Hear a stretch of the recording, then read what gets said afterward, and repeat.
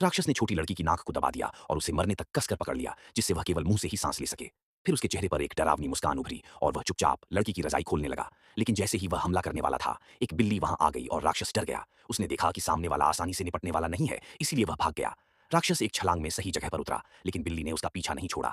हालांकि बिल्ली की गर्दन झुकी हुई थी, लेकिन राक्षस का फेंका हुआ कांटा उसे लग गया। उसी समय पास में रखा पंखा अचानक गिर गया, जिससे लड़की डर के मारे चीख पड़ी।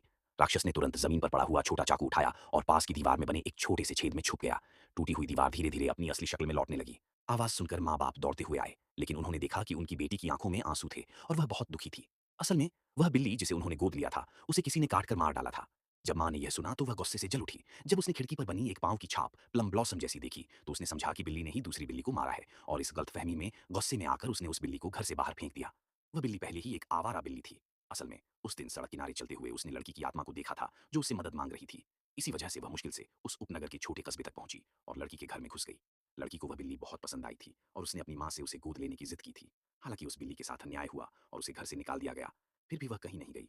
वह चुपचाप खिड़की के बाहर से लड़की की रक्षा करती रही, और फिर उसी रात दीवार धीरे धीरे अपनी असली हालत में लौटने लगी।